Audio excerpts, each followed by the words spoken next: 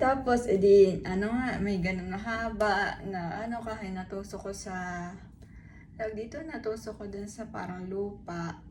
Tapos, yun nga may parang parang inuusog niya ako, parang dadaan ako, umalis ka dyan, ganun.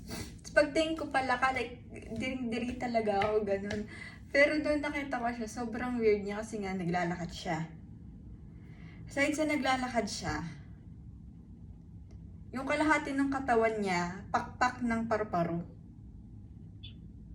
As in, pakpak, ganun. Pakpak siya.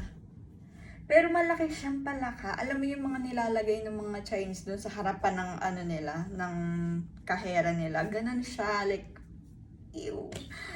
Ganun. Tapos, ginawa ko, syempre tumakbo ako kasi palaka yun eh. Tapos naglalakad siya talaga papunta sa akin, ganun. Pero nga, mabagal siya kasi nga, ang liit-liit niya, diba? Tapos nung pagpasok ko daw sa bahay, di doon ako pumasok sa may kusina, ganyan, papuntang sala, doon ako nagtatakbo. May bumangga naman sa paa ko na ano, na bubwit naman.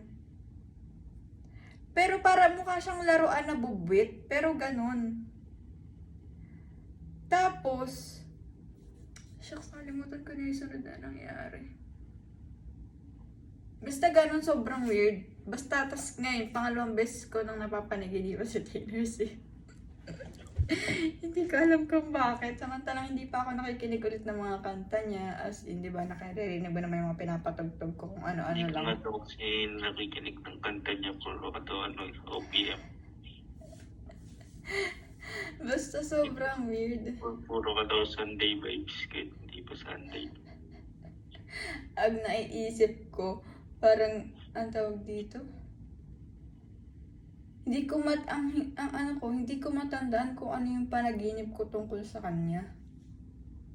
Basta ang alam ko, diba panaginipan ko siya, dalawa kami magkaibigan kami.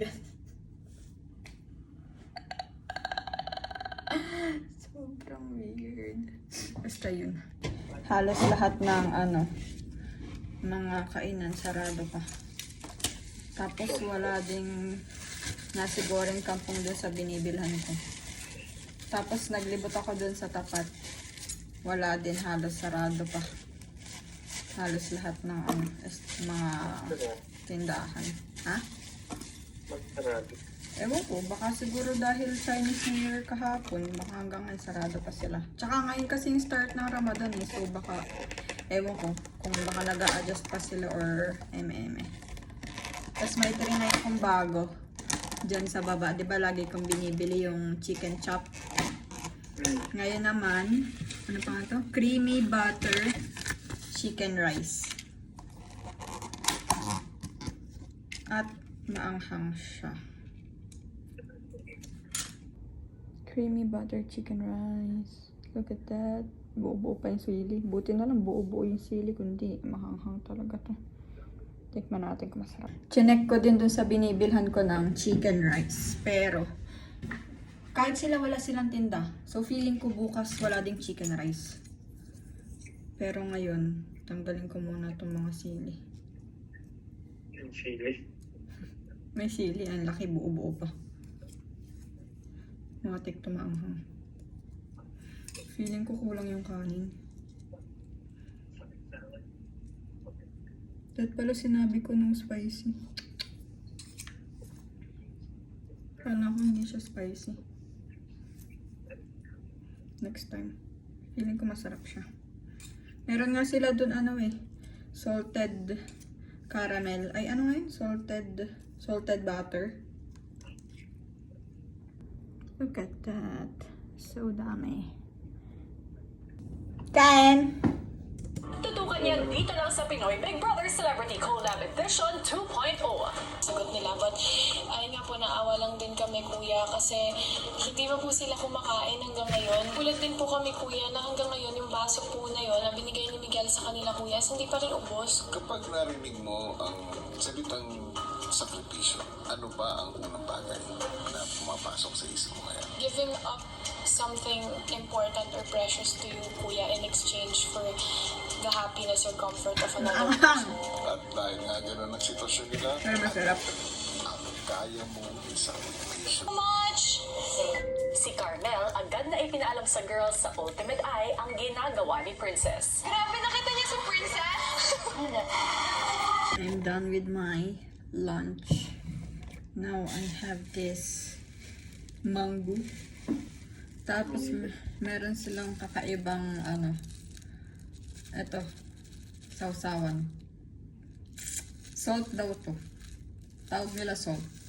Pero nung trinay ko para siyang tamis alat. Hindi ko alam kung anong pinakatawag sa kanya eh. Basta powder siya.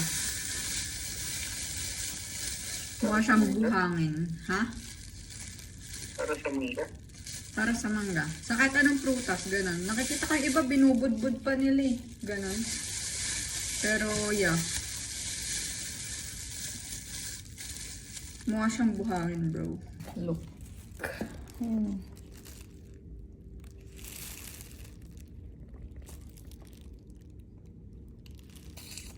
Yan.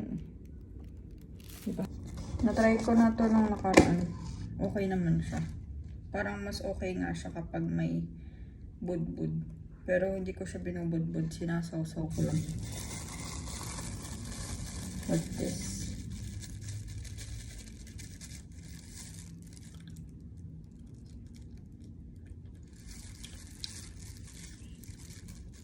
Ang galing, paano kaya sila nakakuha ng matamis na mangga?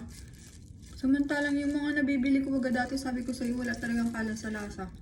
Ito matamis.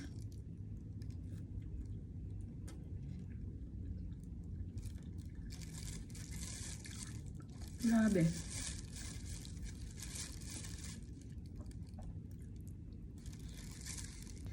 Yoko na. Namaya naman. Sinastin ko lang kung ano matamis. Sug na ako.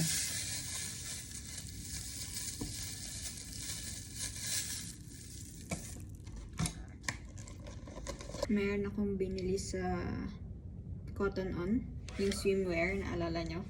Tapos, nakalimutan kong tanggalin yung protective sheet niya. So, ang nangyari ganito. Diba? Ang sagwa.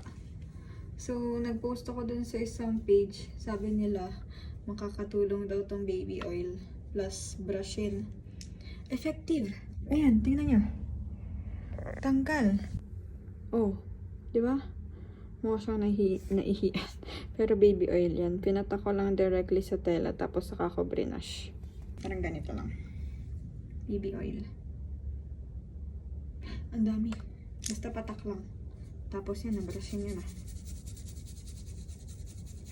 Tatsagain nyo lang mag-brush. Yan. Oh, ang bilis niya matanggal. Tatanggal agad. Effective. Magaling. Diba? Ayos. Lalabhan na lang ulit to. Malamang.